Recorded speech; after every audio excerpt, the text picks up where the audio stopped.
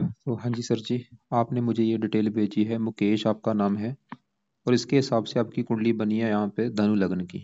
और ये कुंडली यहाँ पे मैंने बना रखी है। अब देखो जी, आपकी जो कुंडली है इसमें ग्रह अच्छे भी हैं, कुछ ग्रह खराब भी हैं। और आपने जो मुझे सवाल लिख के भेजा है कि आपका जो काम काज है वो पूरी तरह से नहीं चल रहा। और आपने बोला कि विदेश का योग है या नहीं, आने वाला समय कैसा होगा, आपने इस सवाल लिख के भेजे हैं। तो आपको पूरा विस्तार में आपको मैं समझाऊंगा। सबसे पहले तो आप ये समझो कि जो कुंडली होती है इसमें होते हैं टोटल 12 ग्रह। और वो 12 ग्रह मैं लिख देता हूँ, वो आप एक बार समझ लो। ये है आपकी कुंडली में पहला ग्रह, ये है दूसरा ग्रह, तीसरा ग्रह, चौथा, पांचवा, छठा, सातवां ग्रह, आठवां, नौवां, 10वां, 11वां और ये 12वां ग्रह।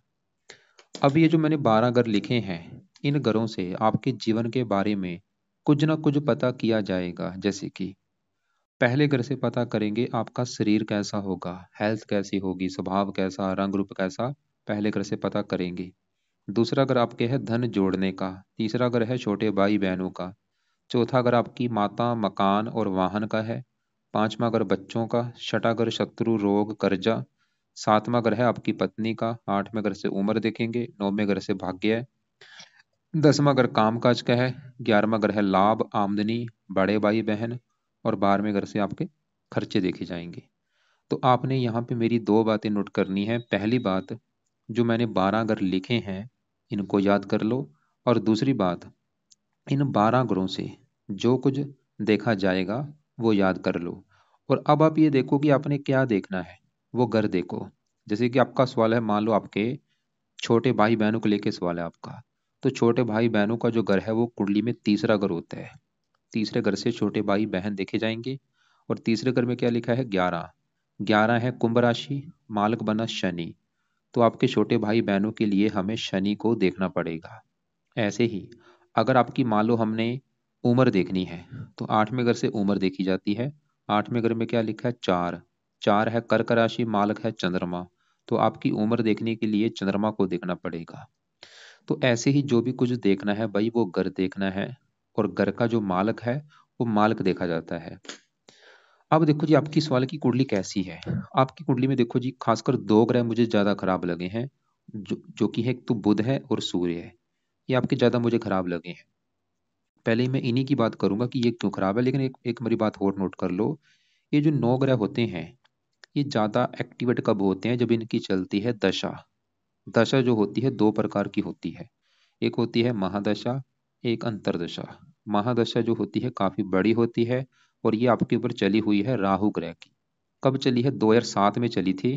फिलहाल अभी जनवरी 25 में खत्म होने वाली है। सिर्फ 2 महीने पड़े हैं, 2 महीने में ये दशा खत्म हो जाएगी। और ये पिछले 18 साल से चली हुई है आपके ऊपर। और इसका मतलब, जिसकी दशा होती है उसका हमारे ऊपर बड़ा असर होता है। तो आपके ऊपर राहु की महादशा, इसका मतलब है कि आपके ऊपर जो बड़ा अभी असर है वो भाई राहु का है। कितना असर है? 80%। आपकी अभी मतलब जो लाइफ में जो कुछ हो रहा है आपके साथ, जो भी आप मतलब काम कर रहे हैं, खा रहे हैं, पी रहे हैं, काम कर रहे हैं, कुछ भी राहु की वजह से हो रहा है आपके साथ। बाकी कुछ थोड़ा बहुत असर होता है जिसकी होती है अंतरदशा, वो किसकी है? वो मंगल की है। ये जनवरी 24 में चली थी, जनवरी 25 में खत्म हो जाएगी, 1 साल की दशा है। तो हमने क्या देखा कि इन 9 ग्रहों में आपके ऊपर जो अभी असर है बड़ा, वो है इस राहु ग्रह का। इसकी चली है बड़ी महादशा। दूसरा असर है आपके ऊपर मंगल ग्रह का। इनकी मैं बाद में बात करूंगा, सबसे पहले आपके मैं बुध की बात करूंगा। क्योंकि वो मुझे आपका ज्यादा खराब लगा है कुंडली में। और उसका सही होना आपके लिए बहुत जरूरी है। तो सवाल ये है कि बुध पहले खराब क्यों है, पहले ये समझो। बुध खराब होने का कारण है कि वो कुंडली के छठे घर में बैठा है। और सूर्य भी आपका मैंने खराब बोला है, सूर्य भी खराब होने का कारण है ये छठे घर में बैठा है। क्योंकि जो मैंने आपको 12 घर लिखे थे, ये भाई छठा घर अच्छा घर नहीं होता। क्योंकि ये छठे घर से रोग देखा जाता है, कर्जा देखा जाता है, शत्रु देखे जाते हैं, कोर्ट कचहरी देखा जाता है, चोरी, ठगी, विश्वासघात, मतलब खराब जो भी खराब चीजें हैं छठे घर से देखते हैं। ये खराब घर होने की वजह से इस घर में जो भी ग्रह बैठता है वो अच्छे फल नहीं देता। तो आपका बुध क्यों खराब है भाई? वो छठे घर में आके बैठा है, ऊपर से अस्त भी बैठा है। और ये इस कुंडली में इसको केंद्र अधिपति दोष भी लगेगा। 2-3 कारणों से बुध आपका खराब है। अब आपको पता चल चुका है कि बुध आपका खराब है, क्यों खराब है।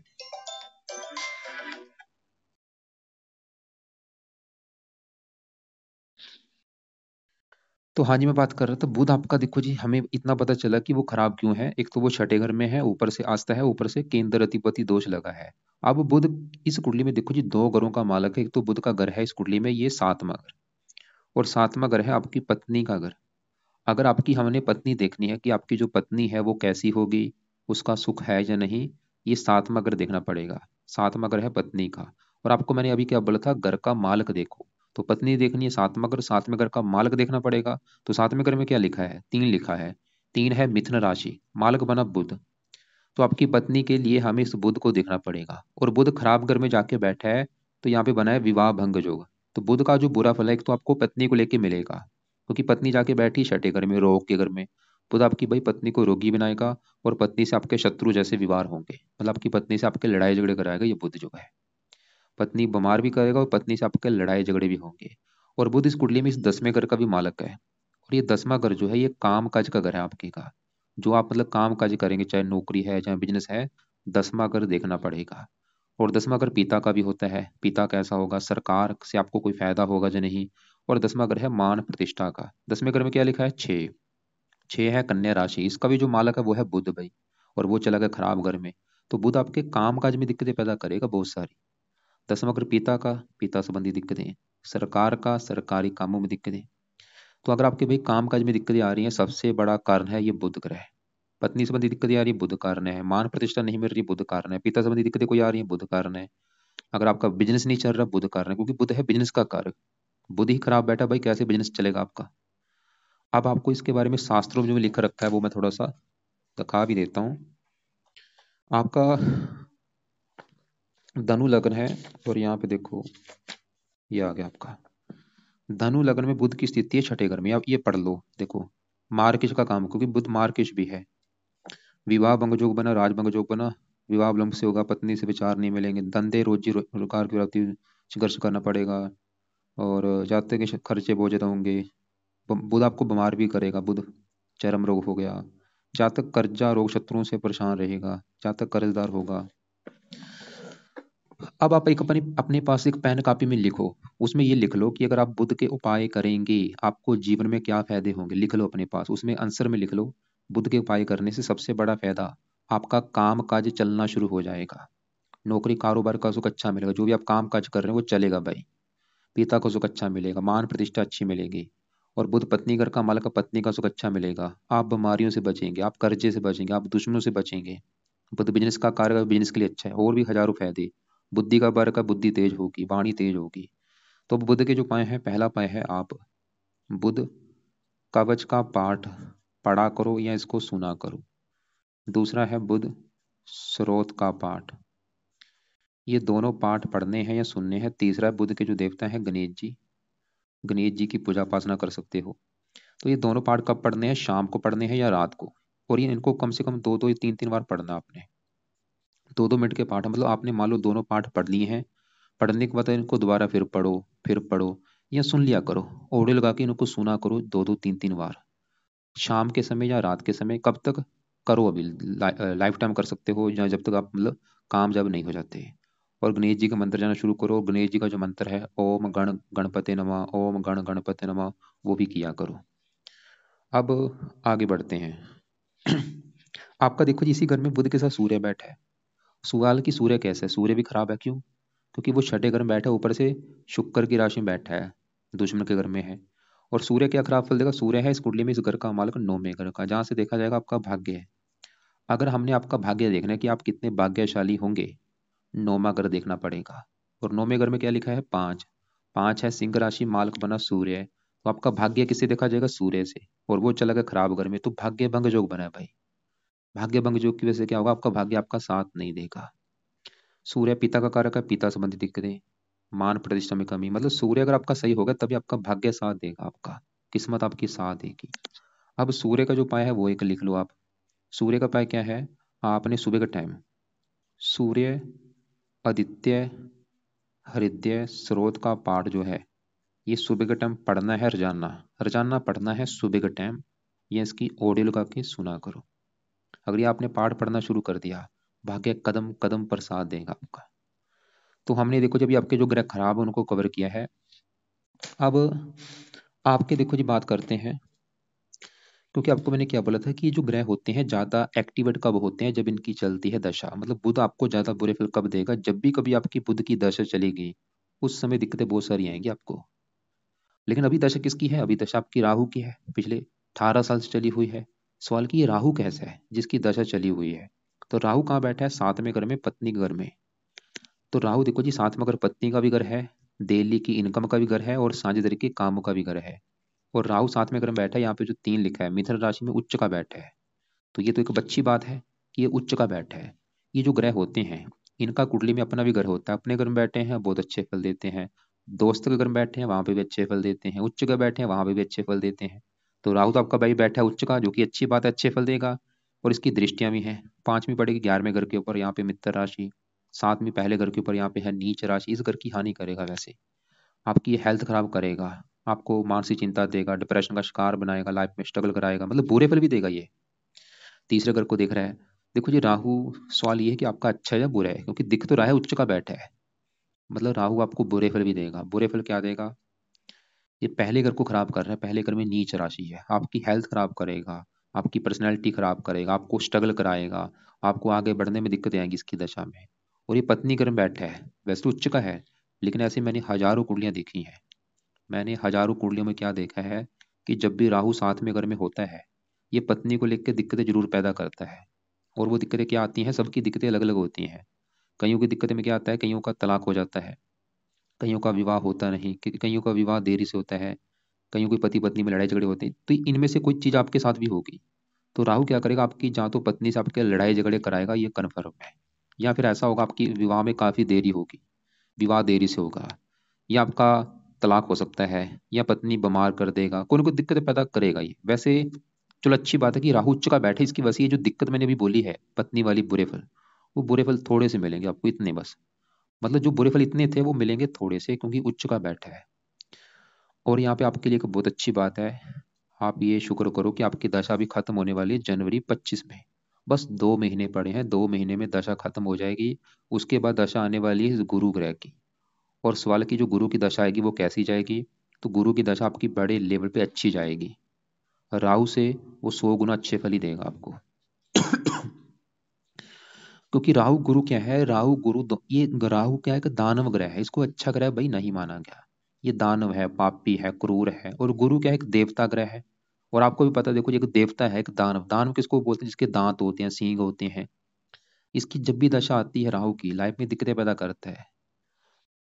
वैसे तो उच्च का बैठा है, फिर भी मैं इसको, मतलब ये आपको दिक्कतें दे रहा होगा, लाइफ में दिक्कतें परेशानी आपकी आ रही होंगी, ये तो कन्फर्म है।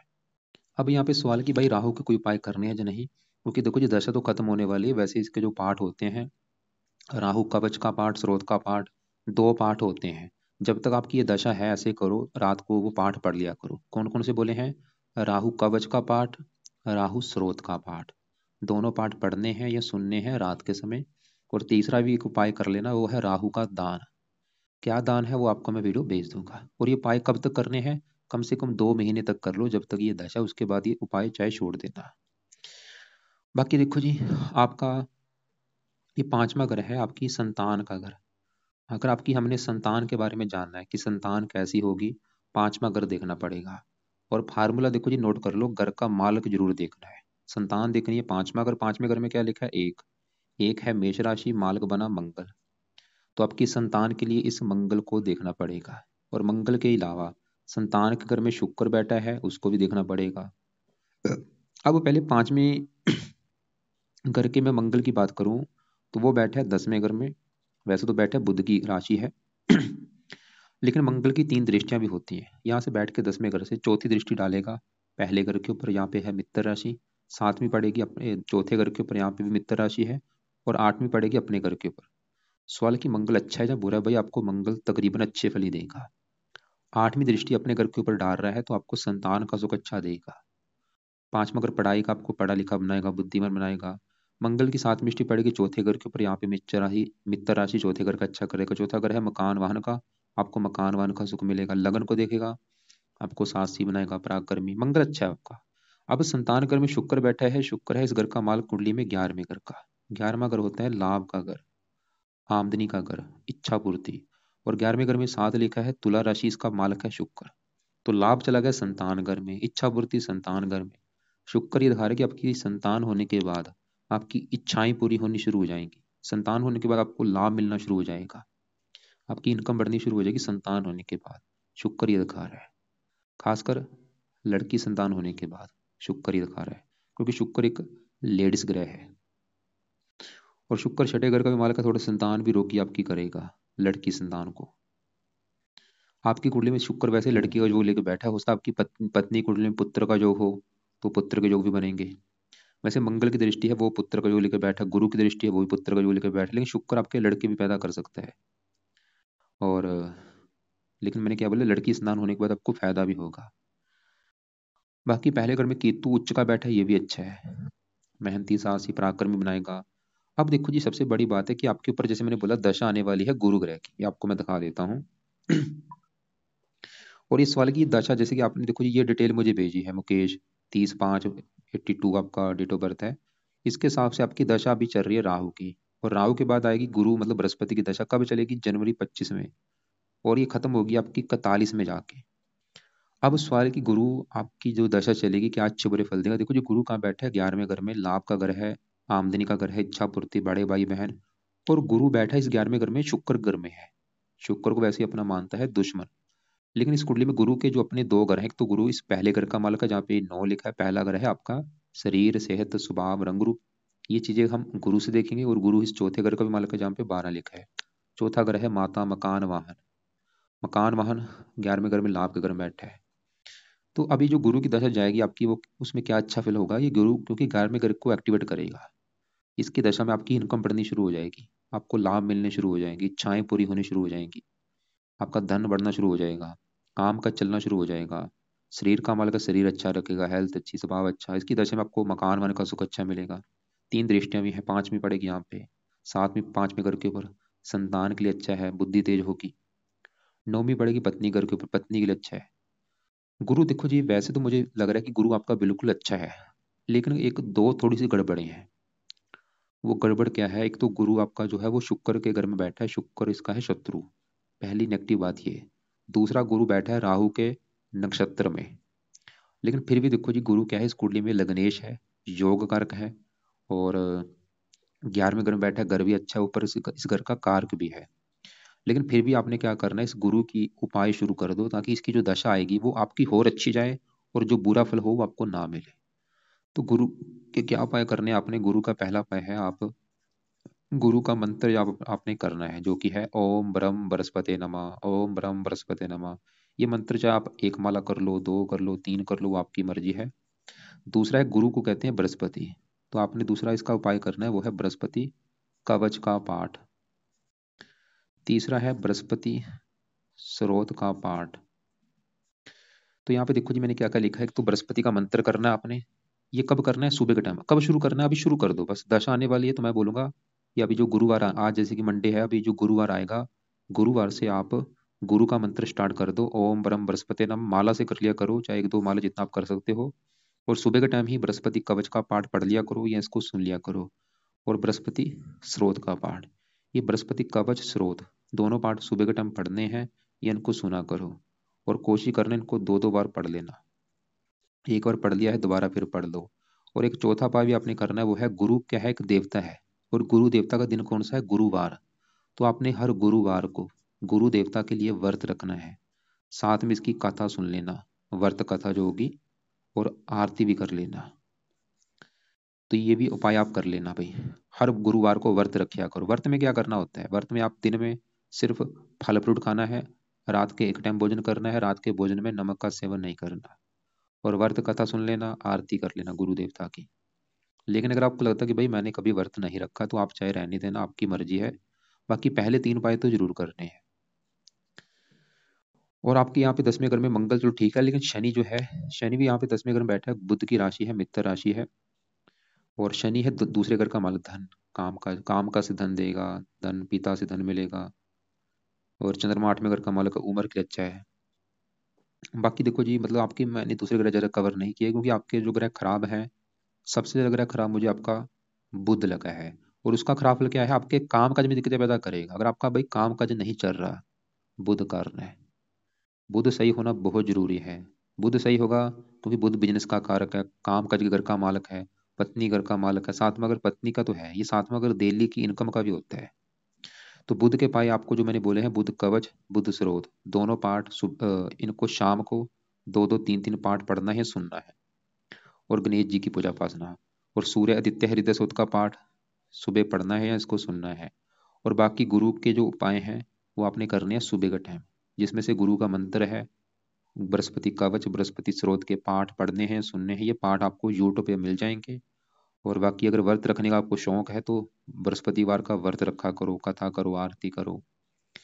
और बाकी मैंने बोला जब तक ये राहु की दशा भी 2 महीने की पड़ी है, आप 2 महीने तक रात के समय राहु कवच, राहु स्रोत, ये पाठ पढ़ लिया करो, ये इनको सुन लिया करो, और राहु का दान करो।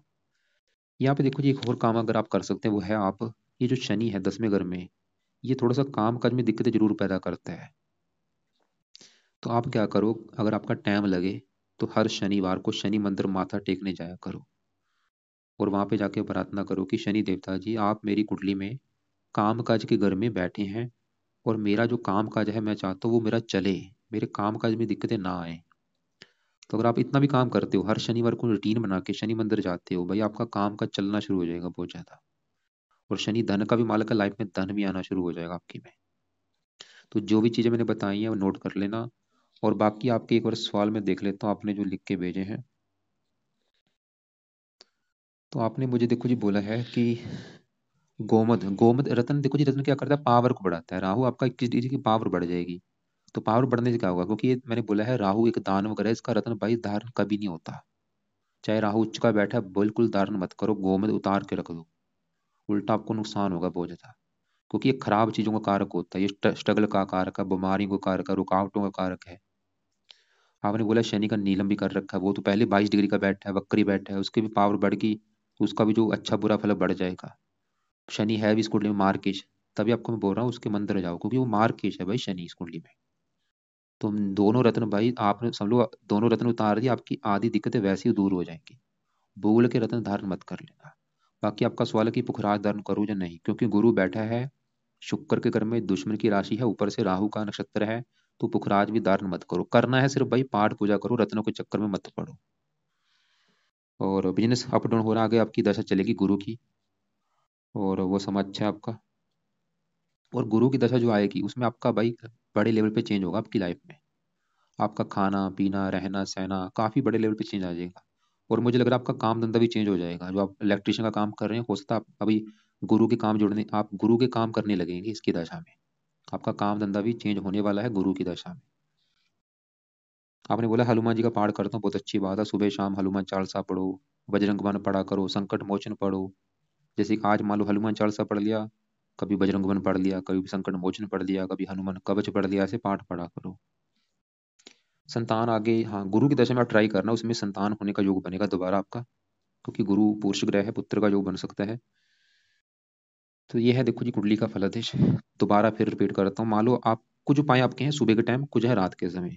तो मान लो आप सुबह उठे हैं, सुबह उठ के क्या करो, सूर्य आदित्य हृदय स्रोत का पाठ पहले पढ़ना है, और सूर्य को जल दे दो, जल भी देना है, वो भी लिख लो अपने पास कि सूर्य को जल देना है। उसके बाद सूर्य आदित्य हृदय स्रोत का पाठ पढ़ना है। उसके बाद आपने क्या करना है, उसके बाद गुरु का मंत्र कर लो। उसके बाद बृहस्पति कवच, बृहस्पति स्रोत, दोनों पाठ पढ़ने हैं, सुनने हैं। फिर अपना रात के समय आप बुध कवच, बुध स्रोत, ये पाठ पढ़ा करो या सुना करो लंबे समय के लिए। और गणेश जी का मंत्र आप कर लो। और बाकी राहु के जो पाठ बोले हैं वो भी रात को पढ़ लो, अभी 1-2 महीने के लिए पढ़ लो। पढ़ने हैं पढ़ लो, नहीं पढ़ो कोई बात नहीं, चाहे ना मार मत पढ़ो, आपकी मर्जी है। राहु का दान भी बोला, वो भी 1-2 महीने के लिए कर लो। दान की वीडियो आपको मैं भेज दूंगा। और बाकी बुधवार को हरे कपड़े मत पहनो, संडे को सूर्य के लाल कपड़े मत पहनो। और राहु का, शनिवार को शनि काले कपड़े मत यूज करो। और बाकी फिर भी आपको लग रहा है कि कोई बात समझ नहीं लगी आपको, या कुछ पूछना है, कॉल करके मुझे पूछ लेना।